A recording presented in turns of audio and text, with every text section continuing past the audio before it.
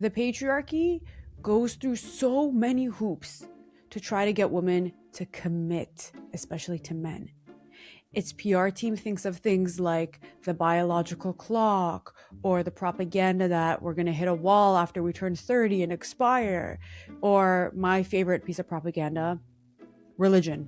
And all this propaganda and brainwashing goes hand in hand with the way that we've been socialized since we were girls to be groomed into obedience, modesty, waiting our turn, and being happy with what we're given. And we do all this while thinking we're being virtuous. And let me tell you something. To commit fully to a person, a job, whatever it is, means that you've bought into their version of reality. Because usually that person, the job interviewer, the Prince Charming, has a competing version of reality with you. They have a competing goal with you. And the only way to get you to buy into their reality is to sell you commitment as a virtue. It's to get you to commit and be loyal. Because they know that if you knew the truth, you would never buy in. For example, at work. You probably just want to work 9 to 5, clock out at 5 p.m. and live your life. Your employer, on the other hand, wants you to give your all for the company. So what do? They say things like, oh, at this company, we're like a family and we're a group of team players who are high achievers and always go above and beyond for our clients. And within that verbal diarrhea, they've masked the truth, the reality that they're getting you to buy into, which is overwork and burnout and selling your soul for the shareholders. And it's the same thing in dating. When Prince Charming comes along and love bombs you or knows exactly what to do so that he can sell you the fantasy that he's not like other men, so you can give him the coochie meow meow. And it might be difficult to understand this at first because we've all been socialized into false dichotomies, into either or thinking. So a lot of us think that you can either be committed or you can be lazy and easy. But to me, actually, there's no one who's easier than a woman who's committed because she's bought into the false reality that the Prince Charming or the employer has sold her. So the patriarchy needs to capture women so that it could put us under its spell. And one of the easiest ways to do that is under the guise of loyalty and commitment, because it works hand in hand, like I said, with the ways that we've been groomed since we were little girls. And you gotta give it to them. The patriarchy's PR team knew what it was doing. And we're so perfectly primed to be used, abused, and discarded. And even deeper than that, getting women to fully commit is a way that the patriarchy makes us prove ourselves, prove that we are worthy. And as soon as you operate based on the need to prove yourself, you're asking people for understanding, validation, and ultimately, you're asking for permission to exist. So here's a little hint at the loophole in the patriarchy I'm going to discuss today. We know that the patriarchy operates based on inversions. So right beneath the lie is the truth. So if the patriarchy is so hell-bent on getting women to commit, what does that tell you about the power of a woman who's unattached?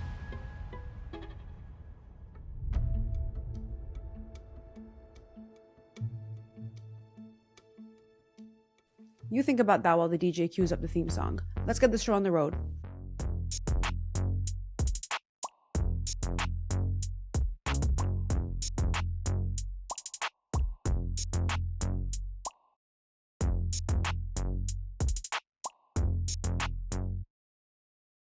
This is Girly Law of Power or Patriarchy Hack 37. Always have one foot out. If you are new here, this is the baddest bitch in the building, which was one of Spotify's fastest growing and most shared podcasts of 2025. So welcome. I am your host, Neeki. I am the baddest bitch in the building, not to be confused with you, who's also the baddest bitch in the building. And this law is loosely inspired by Law 20 in the 48 Laws of Power, which is to never commit.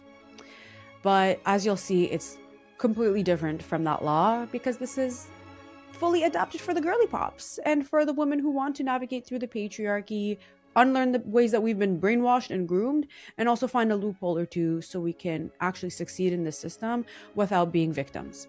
And you know what I like to call that? The ultimate Uno reverse. Because no matter how the deck is shuffled, no matter which cards we are dealt, I am here to help you find the queen. Doesn't matter what hand you're dealt. We're always going to end up with the queen. Or with whatever card you want. Maybe it's the 5 of clubs. I don't freaking know. So, without further ado, let's get into it. And we always start these episodes with the crap we have to unlearn. Because you can't do anything without first unlearning the crap. So, there are 2 things we need to unlearn and 1 thing we need to learn. I'm going to start with the unlearning first. If you've listened to previous episodes of mine, you may have heard me talk about a math teacher I had in high school who would always hand back our tests by announcing the A's first. So she'd be like, all right, I'm going to hand back the test. The A's first. La la la la la la. Okay, the A's are finished. Neeki. So every time I say, okay, this first, it always reminds me of that teacher. Anyway, the A's first. The first thing that we need to unlearn is this butt crack backwards way of thinking that how committed and how loyal you are is directly related to how worthy you are. We've all been brainwashed in one way or another to seek validation and to be pick-me's in some way, shape, or form. No matter which culture, which country you grew up in, you've probably been brainwashed in some capacity to think that your worth is external and that you have to prove yourself to other people, that you can only be worthy if other people decide that you are worthy. And usually your worth is determined, people decide if you're worthy, by you doing things for people, by you being of service to people. Because just being you and being the best version of yourself and self-actualizing and improving yourself is not enough. How dare you think that you are enough? You need to do things for other people. And one of the things you need to do is to commit and be loyal, as if you are some kind of dog. So being fully committed to a person, a job, whatever it is a way of you proving yourself to somebody else because you haven't proven your worth to yourself. Because if you truly believed in your own worth and you truly loved yourself unconditionally, you would not be panhandling for other people's approval. And like I mentioned earlier, being fully committed, not 1 foot in, 1 foot out, but both feet in, like you did the hokey pokey wrong or something. Being both feet in is a way of proving yourself. And when you are proving yourself, you are asking for understanding from other people. Please, ma'am, please, sir, understand me. Please see me as worthy. Please see me as somebody who will go above and beyond for this company that is a family. You're asking for understanding. And what you're doing, in effect, is asking for permission to exist. Ergo, being fully committed is a way of you asking for permission to exist. See, now they've hit you with the Uno reverse. And all of this panhandling for approval, proving yourself to other people, wanting to be understood, seeking that permission, all of this is driven by fear. And like I mentioned in the episode directly preceding this about the loophole in the patriarchy that the ancients discovered, fear is literally the biggest lie, biggest piece of propaganda ever told. Fear is taught. And fear is often underlined by lack. So when you're driven by fear and you're driven by this need for validation, this need to prove yourself, you are so easy to manipulate. You are so predictable. You are so malleable. And people who want to use and abuse and manipulate and discard you have very finely tuned antenna for the people who crave understanding and validation. So that's the first thing that we need to unlearn, that somehow your ability to commit and how committed you are is directly related to how worthy you are. The second thing we need to unlearn is that the more committed you are, the more likely you are to get what you want. This is one of the biggest pieces of propaganda, and it can show up in a lot of different ways, a lot of sneaky, hidden ways. For example, the whole myth that you have to work really, really, really hard to be successful and to make money. That's just a way of gatekeeping opportunities, or through the jargon and corporate nonsense or whatever language and nonsense that your industry has. That's a really, really clever way of putting you in an alternate reality. And before you think I'm some kind of wackadoodle talking about artificial realities and stuff like that, let me tell you this. You may have heard of a philosopher named Thomas Hobbes. And Thomas Hobbes talked a lot about power. I have a master's in political science, by the way, so I'm not talking on my neck here. But Thomas Hobbes believed that power came from controlling language. She who is able to define the terms of success and failure is the one who has power. In a workplace, for example, the management team defines the terms of success. These are the things you have to do to get a good performance review. These are the things you have to do to get a promotion, la la la. And they very clearly define what it means to be a good worker and what it means to be a bad worker. And through language and jargon, I used to be a consultant, so I came from the corporate world. And let me tell you, the amount of jargon and nonsense and made up words there was like insane. But through made up language, or whatever industry you're in, there's probably a whole slew of vocabulary that is specific to that industry. Jim Halpert is smudge and arrogant. I think you mean smug. Arrogance. Michael, I'm just trying And to... there's our smudgeness. That's how your reality changes. As soon as you walk through those doors, you start using words that you would never use in the outside world. And what does that do? You've now been conditioned to think in a different way because your reality has been shifted through language. And it's the same thing in the patriarchy. The patriarchy, if you've read my book, the first chapter, Patriarchy Hack number 1 is stop being guided by right and wrong. Because the terms of success and the terms of virtue in this system are completely backwards and skewed and biased against women.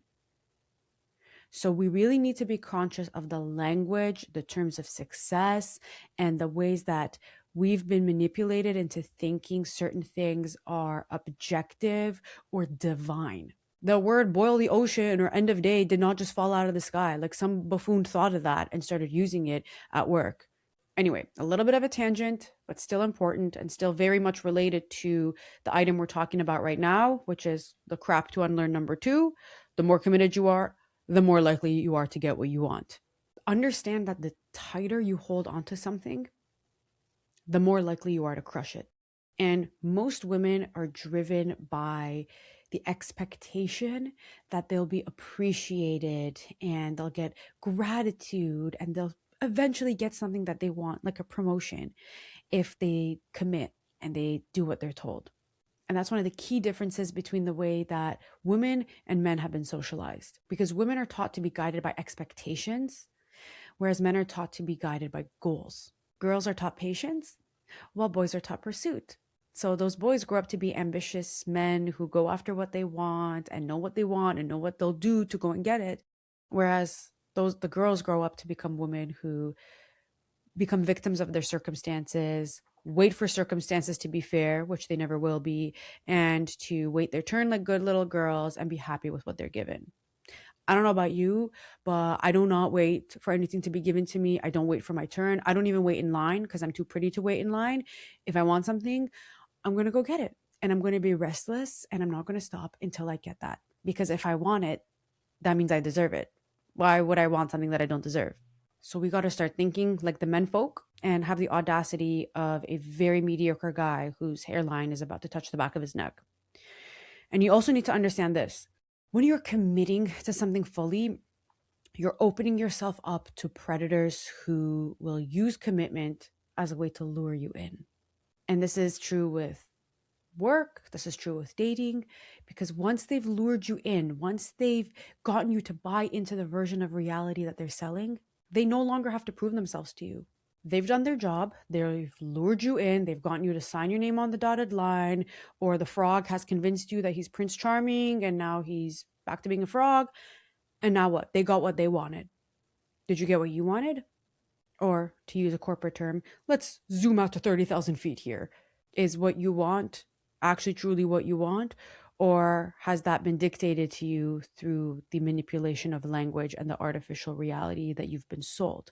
You need to understand that as soon as you fully commit to anything or anyone, you have surrendered your power. So this leads me to the thing that we need to learn, which is that commitment is driven by loyalty, and loyalty is a currency. And when we think about it like that, most women are broke. Most women should be declaring bankruptcy. I declare bankruptcy! If you fully committed, you've given all that currency. It's like you've emptied out your entire checking account to be committed to that person or that job or that Prince Charming. It's the same thing as giving your all. If you give your all to someone, you have nothing left over for yourself. Nobody on this earth should be getting your all. Loyalty is a finite resource. It takes time and energy, and those are things that could be invested into yourself. So it's a finite resource, and predators and manipulators know that, except they have an unlimited budget for how much loyalty they can receive and they want to receive. And they have no problem pushing you to bankruptcy so that they can fill their pockets. Think about it. If you fully committed to a job, you're working overtime, you're doing everything to make them happy, to hopefully get the promotion they're dangling in front of you, you've put yourself off the market. Now you're not looking for better opportunities. You're not going on LinkedIn or job sites to keep an eye out on what's there. If there's potentially a better position out there with better pay, more seniority that you can apply for, you've put yourself off the market. And it's the same thing when you fully commit to somebody you're dating before they've proven that they should be fully committed to. And like I said, as soon as you fully commit, you lose all your power because you've become emotionally attached. You've invested way too much loyalty, energy, time into that job or into that person. And so you end up in a cycle of excuses to prevent yourself from getting out of there because you think you're in too deep. And now all your actions are reactions because you are no longer in control of yourself. You're no longer in control of the script. The other person has flipped the script on you. And I'm going to talk about this more later and how we can recover from this and prevent this from happening. But for now, understand that there's a very fine line between loyalty and comfort. Oftentimes, loyalty is disguised as you simply rotting in your comfort zone, for making excuses on why you're not going to get a better job or why you're going to stay in this relationship that's run its course. And you need to understand that if you're being driven by loyalty and commitment and you're expecting that in return, you are infantilizing yourself because you're being driven by a false sense of reciprocity with the world. That if I'm committed and loyal, then they'll be committed and loyal to me. Then they'll reward me. If I work here long enough and I show how worthy I am and I prove myself, then eventually they'll promote me. Children think like that. Children think that if they're good kids, then they're going to be rewarded. If they're bad kids, they're going to be punished. They think that their action has an equal outcome or an equal response, when that's not the case a lot of the time in the adult world. No one is enforcing these rules of behavior. No one is making sure that because you are loyal and committed, that your partner won't cheat on you, or your job won't lay you off, or your job won't tell you that you're not ready for a promotion. No one is enforcing that. That is completely fickle and up to the other person. And that's exactly where you've put all the power when you've committed fully. You've surrendered your power and you've put it into the hands of the other person, of the management team, of the Prince Charming frog, or whatever it is. So we have a new term, Peter Pan women. These are women who simply haven't grown up and who act in ways that infantilize themselves. And it's unfortunate because patriarchy does stunt a lot of women's growth, and it rewards women, or pseudo rewards women, for infantilizing themselves under the guise of virtue and of being a good girl. And there's so many ways that we've been conditioned to think like children and carry ourselves like children, to act like good girls, to be fair, to be nice, to be pawns. And we need to get out of this Peter Pan thinking. And one of the ways that this Peter Pan thinking shows up is through commitment and loyalty. Remember, only kids act like that, or dogs, and you're not a dog. So let's zoom out. We've talked about the 2 things to unlearn, the 1 thing to learn. Now let's zoom out and look at the patriarchy loophole. Like I mentioned earlier, patriarchy is an inversion of the truth. And as soon as we stop taking things at face value and we look past the defense mechanism, because what you're seeing is the defense mechanism, not the truth. Once we look beneath that, that's when we start to see the truth. That's when we get to the other side of the veil. So if there's so much pressure, so many norms and values and virtues around being committed, What does that tell you about the power of a woman who is unattached? When you're unattached, it's much more difficult to take advantage of you. It's much more difficult to take you for a ride. You're not being guided by emotions. You're not being guided by emotional attachment. Your actions are your actions. They're not reactions. And so the control stays within your hands.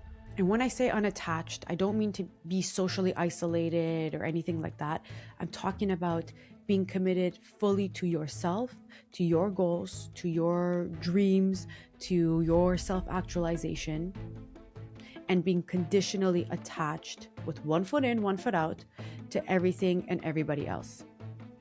Because the only relationship in this lifetime that is guaranteed is your relationship with yourself. Everything else is fleeting, everything else is fickle, everything else is temporary. And I'm going to quote something from Patriarchy Hack 7, Remove Guilt from Your Emotions, from my book. If you play a mother role for your partner, of course you'll feel guilty when you try to set boundaries or even leave him or her. It'll feel like you're abandoning a child. The only time you play the role of the mother is for your kids, if you choose to have any. For everybody else in your life, you play the role of the woman. Fully committing is what the sheep and the wolves want. For the sheep, it's easy, it's lazy, it's comfortable. And for the wolves, it's a way to take advantage of the sheep. But thinking of the world in terms of wolves and sheep is another false dichotomy, another false either or. Because your only two options are not to be a wolf or to be a sheep. You can also be a fox, which is what we're going to discuss in a moment.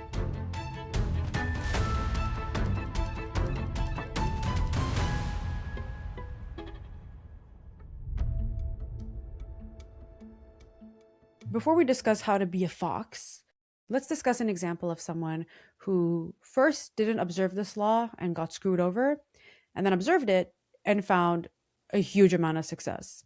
And one of the greatest examples for this law is Queen Elizabeth I, the Virgin Queen, who pretended to look for a husband, even though she had no intention of marrying and sharing the throne with anyone. That's not the example I'm going to use because I discussed that example in Law 27, Be Mean. The baddie we're going to discuss today is British singer-songwriter Ray. You may have heard her music lately. You know her song, Baby, where the hell is my husband?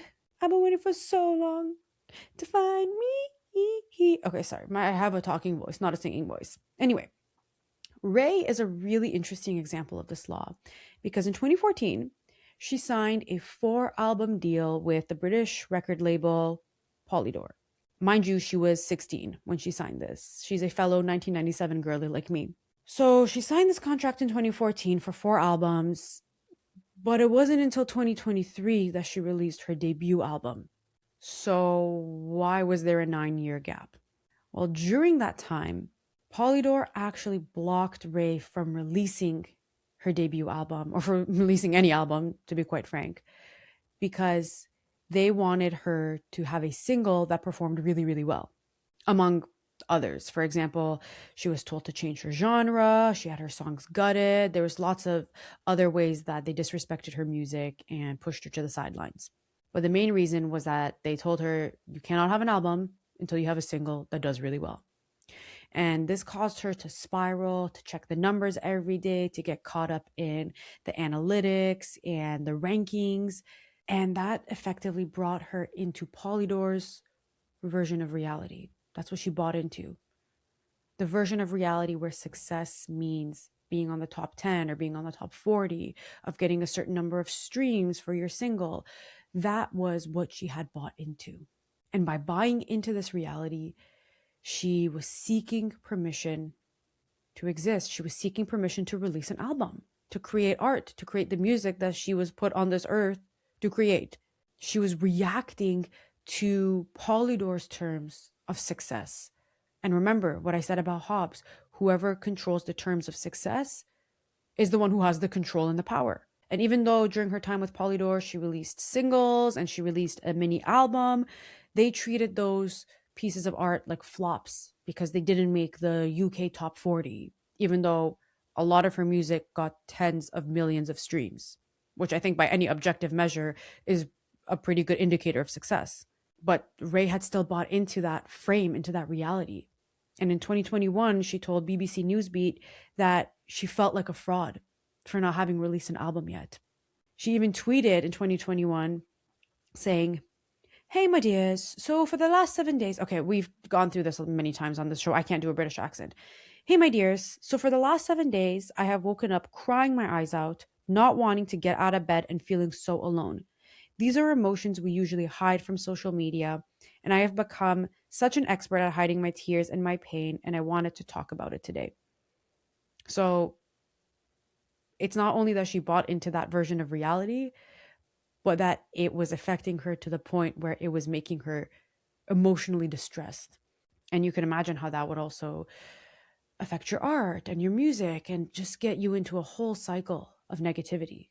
But again, buying into that frame, buying into a frame set by business people, because record label executives are business people. They're not necessarily artists. All right, but the story does have a happy ending. In 2021, she also announced, "I am done being a polite pop star." And she ended her contract. She was released from her contract with Polydor. And it seemed through the news articles and the interviews that she gave that it was a mutually agreed upon termination, and that it wasn't messy or chaotic, or it didn't result in a big legal battle or anything like that. And since then, she's been an independent artist. Her song "Where's My Husband," that was released in 2025, is almost at 1 billion streams on Spotify. And one of her 2023 songs, "Escapism," is at 1.3 billion streams on Spotify. So I don't know about you, but that seems pretty successful to me. So the UK top 40 can go and shove it up Polydor's or whatever. And it's interesting how once she became unattached and was able to fully commit to herself and to her art and to her career, rather than to a version of reality that somebody else dictated for her, that's when she was able to find commercial success and really flourish as an artist and break through. And more than anything, she was able to define success on her own terms, because she doesn't have to be caught up in streams and numbers and analytics, because she's able to create art and let the art speak for itself. Now, let's discuss the sneaky ways that you've been brainwashed to surrender your power. And let's discuss the strategies to never fall victim to those again.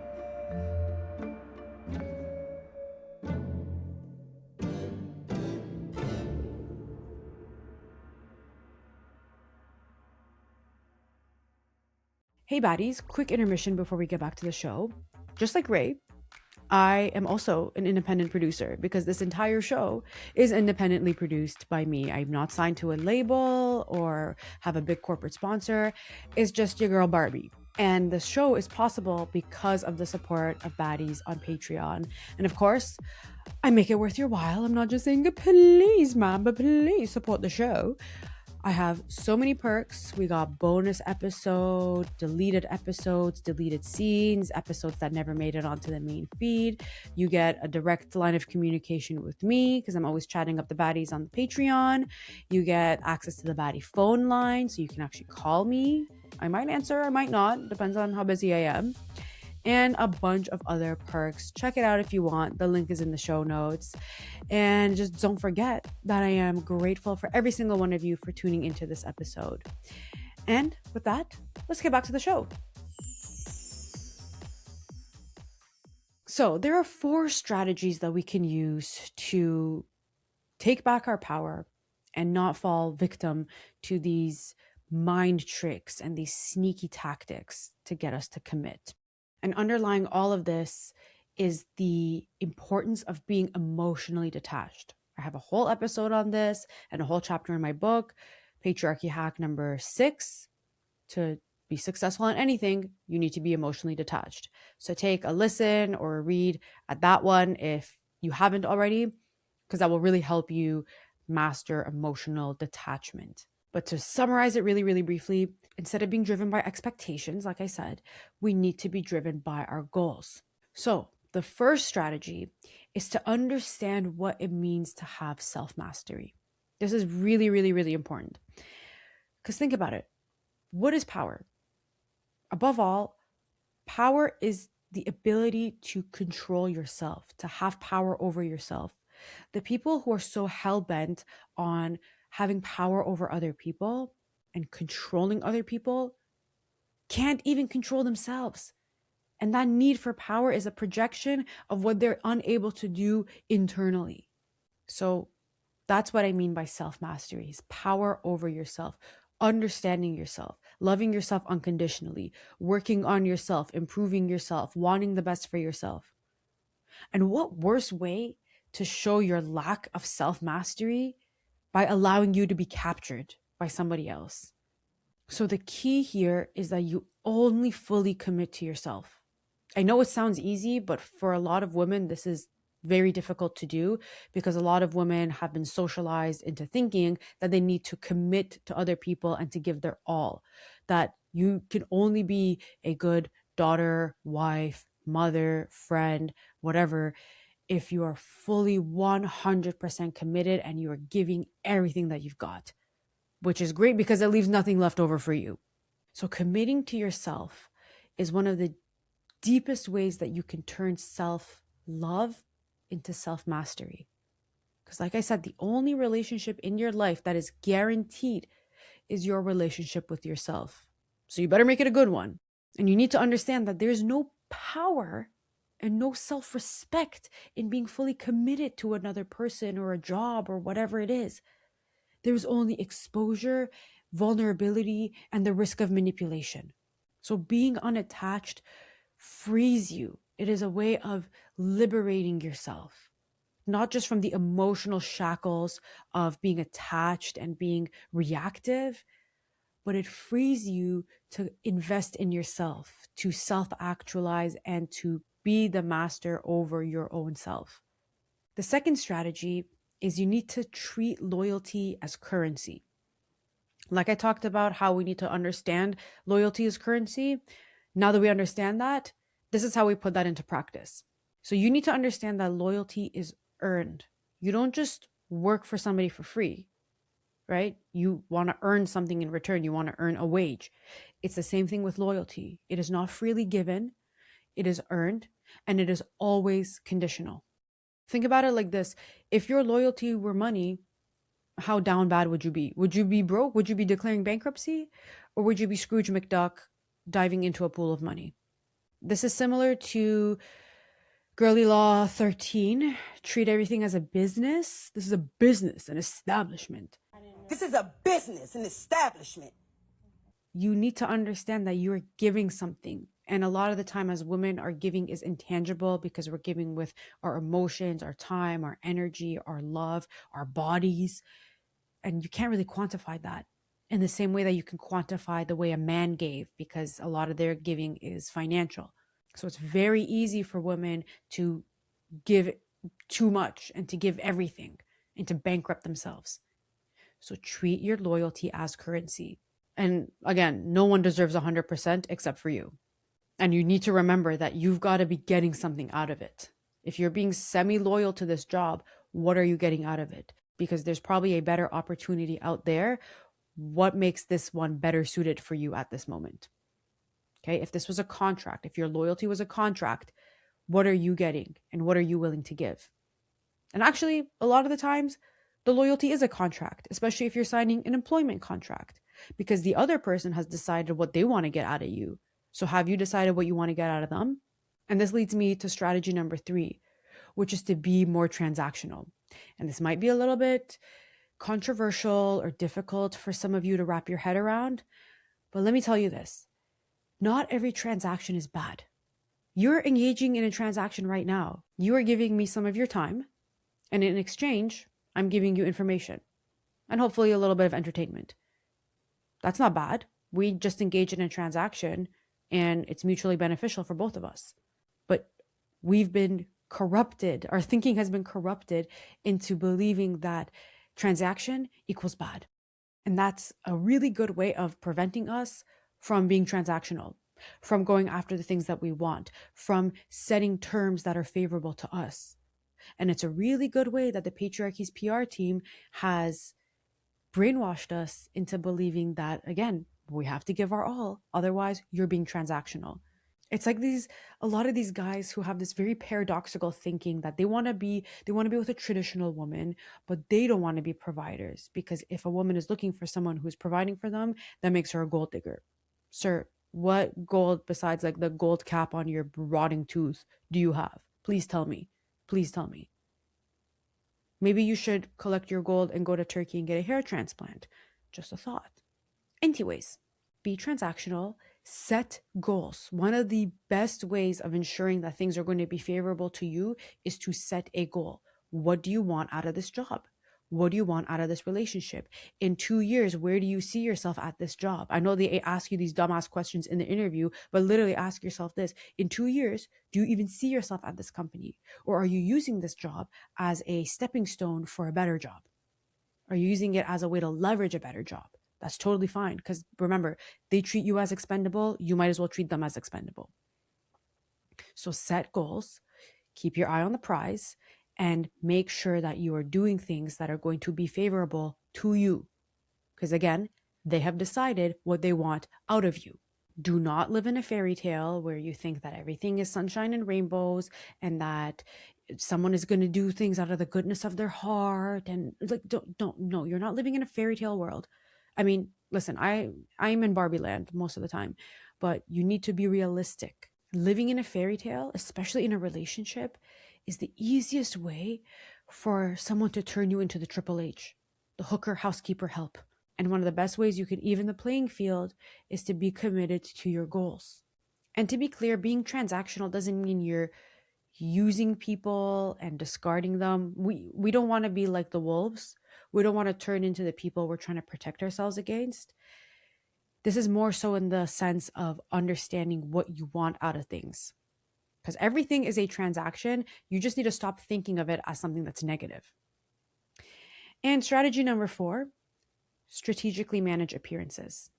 This one is really, really important because a lot of the time, especially at work, you can't look like you got one foot out.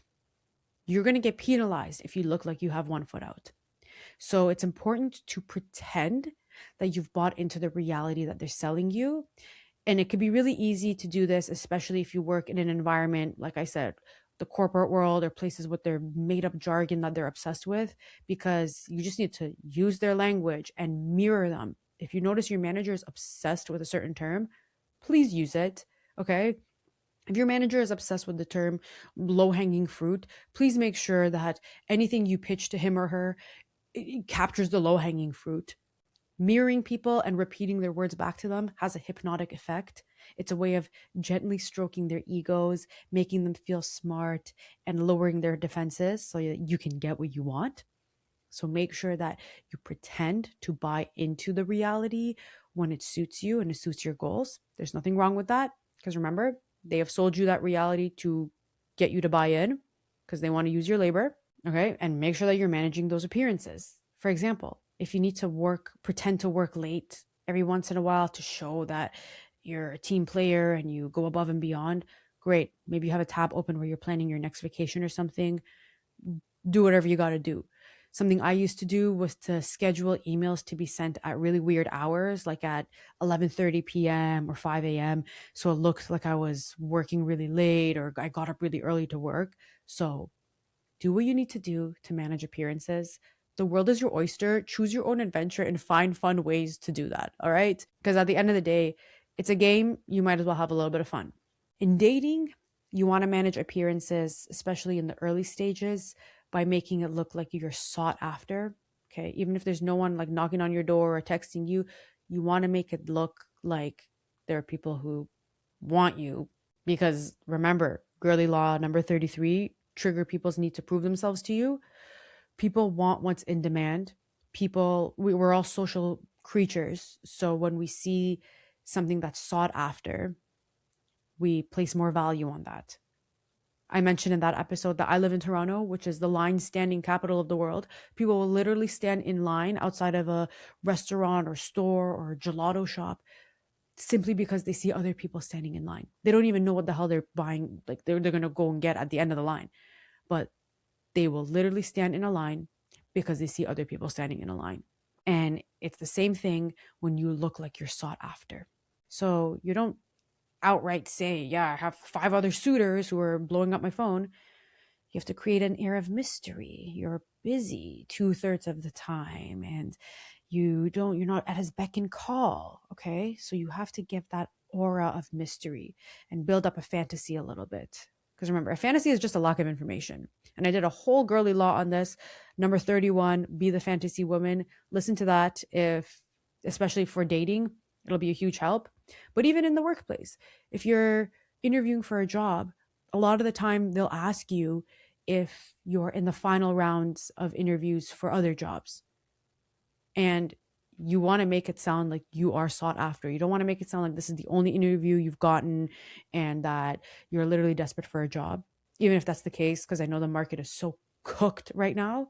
But you want to make it look like people are literally drooling at the mouth for you. So those are the 4 strategies. Remember, in a world full of wolves and sheep, be a fox. So you might be thinking at this point, are there any exceptions to this? Are there any limits to this? What should I be wary of? Let's talk about that.